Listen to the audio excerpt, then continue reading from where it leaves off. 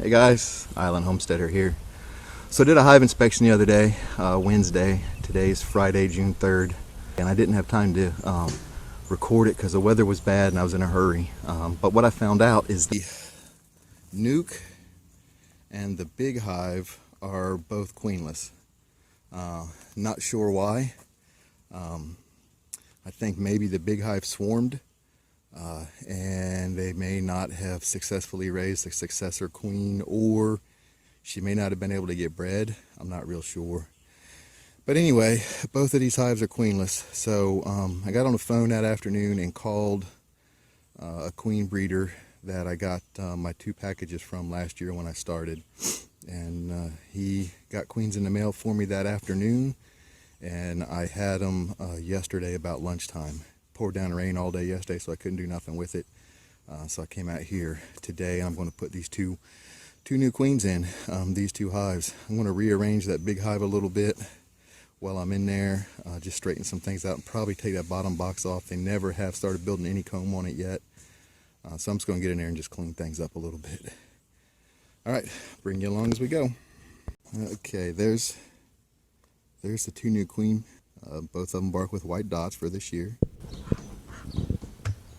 Alright, so let's go ahead and get into this hive. As you can see, as I've stated in previous videos, I do believe in using smoke. 628 Dirt Rooster taught me that watching his videos. His saying is, smoke 'em if you got 'em. I really don't think smoke hurts, so I go ahead and put it on there. It just lets them know that I'm coming. It does seem to calm them down. This hive was really cranky. It was obvious they were queenless. And here you see, I'm going to look on the I'd already looked on the underside of the top, and I'm going to look on the underside of the inner cover. It's always just a good idea to get in the habit of looking, making sure your queen's not on there, even though I knew there was no queen in this hive. This is the honey super. Trying to drive some bees down out of there before I pick it up and get it out of the way. I think 7 of those frames are pretty much fully drawn out and filled with honey and capped. So that's an advantage of a medium box. It's a whole lot lighter than a deep would be. Drive these girls down in here a little bit. Just because I'm going to pick the next 2 boxes up and just stack them so I can get that bottom box out of the way.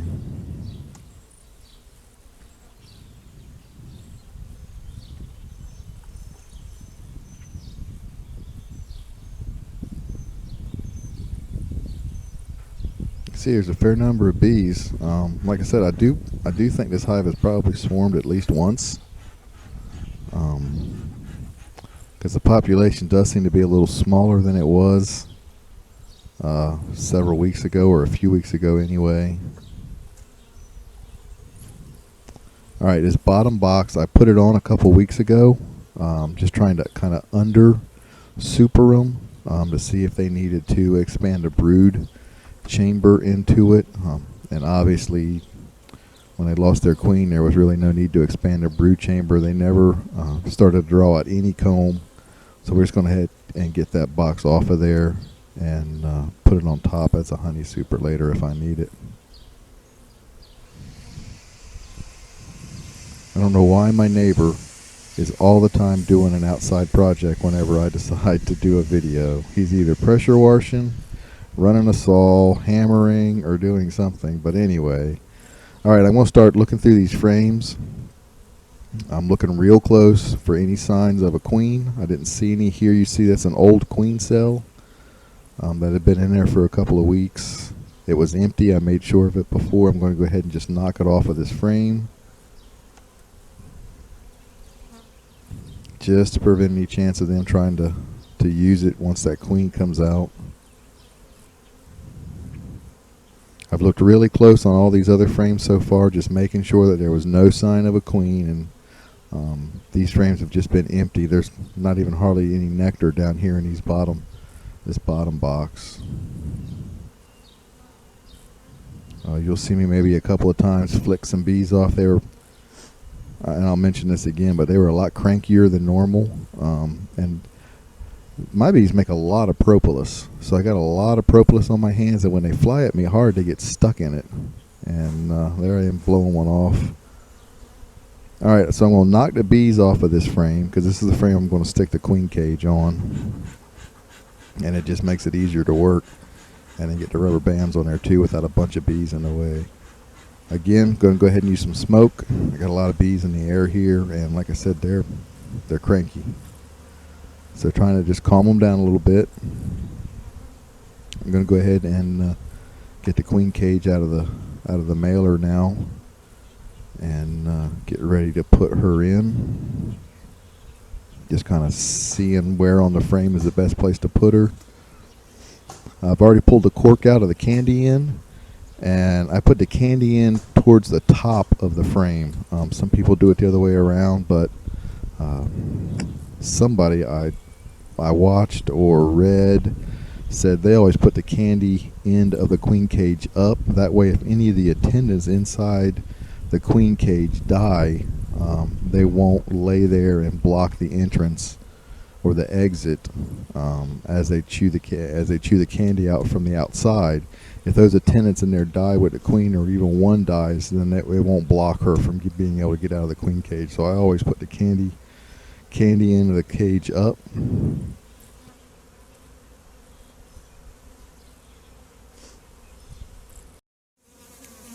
Alright, there she is, rubber banded in the frame. This is the big hive, and I put them down in the bottom box, and you can see they're already starting to smell her. They're already starting to come around and check her out. I pulled the cork out of the candy end, so hopefully they'll start, the candy end, so they'll start chewing through that candy to let her out. It'll take 2 or 3 days. Hopefully they'll be used to her smell by then. They don't look like they're trying to sting her through the screen. They're not trying to ball up on her. Hopefully they'll just go right ahead and accept her.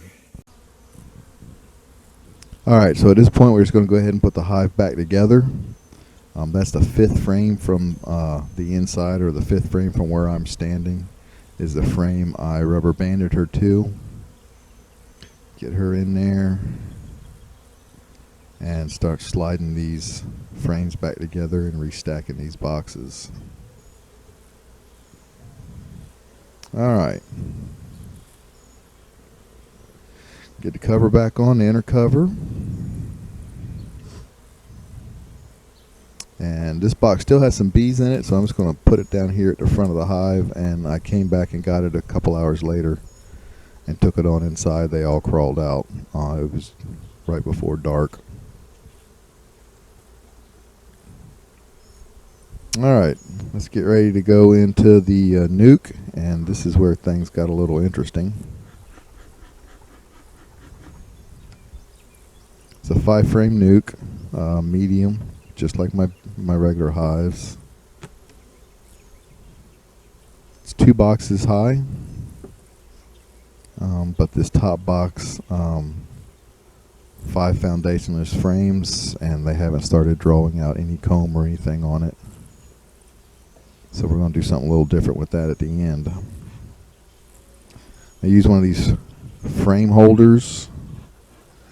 So I typically will pull a frame out, look at it, do what I'm going to do, and then usually pull out a couple of frames, put them on the frame holders, and then it gives you room inside the box to move frames around and manipulate frames.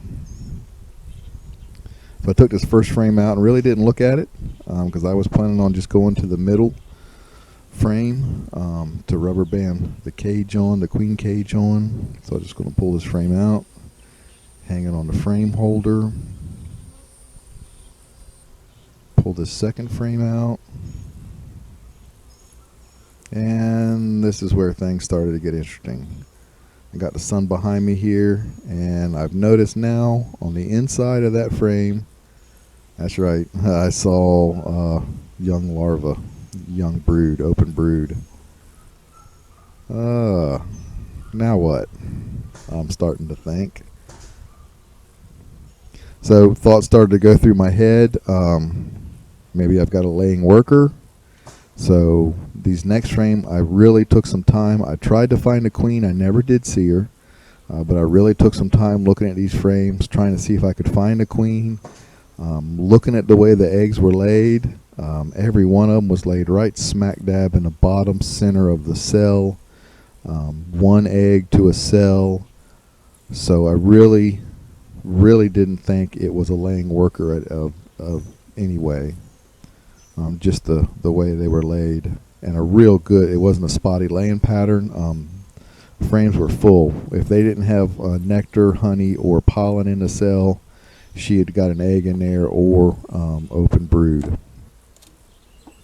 So I went ahead and looked through there trying to find her. Couldn't find her. So I just put everything back together, and then I decided I'm going to checkerboard a couple of frames from the bottom up into the top, trying to encourage them to get up in the top and start drawing these frames out up here in the top. Because like I said, she had filled those frames up down below, so she was going to run out of room, or she had run out of room, I guess, to lay. So they needed to start drawing out some combs so she had room to lay here pretty soon. I'm just trying to decide. There's the classic hands on hip stance, just trying to decide how I wanted to do it, and just kind of trying to make some decisions on where to put frames in the top box. I try to keep the brood together and get it the way I wanted it. Alright, here is about the spot where the camera died on me. Well, not sure how much of that recorded. My camera cut off sometime during it. It's a problem trying to do this by yourself. But I realized once I got in there, if you saw it, the large hive did not have a queen, so I put the queen in there in that bottom box right in the middle. And when I got into the nuke, the nuke's got a queen. I couldn't find her, but she has almost completely laid those 5 frames in that nuke out with eggs and some real young larvae. It looks like it has just hatched. So there obviously was eggs in there Wednesday when I was looking, and I just didn't see them. It was real cloudy, and those are dark. That's dark wax, so I just didn't see the eggs. I missed the queen completely. So I've got an extra queen now. Bought 2 and only needed 1. The big hive definitely still does not have a sign of a queen, so I didn't miss the one in there. There is no eggs, no larva, no nothing in that hive. So I definitely needed a queen for that hive. But the nuke has got a queen. I didn't see her. I didn't want to spend a whole lot of time in there disturbing her. I checkerboarded them up. They were in 5 frames in the bottom box, and I'd put a top box on and I hadn't used it yet, so I went ahead and checkerboarded them up to see if I could get them up and go ahead and get some wax drawn out in that top box, because she's going to need a room. She's completely laid those 5 frames out. Once I got in there, the big hive was really, they were really cranky. You could tell that they were definitely still queenless. They were real cranky. They were coming out, hitting me in the hands, hitting me in the veil. And that's not like that hive. That's usually a very, very calm hive.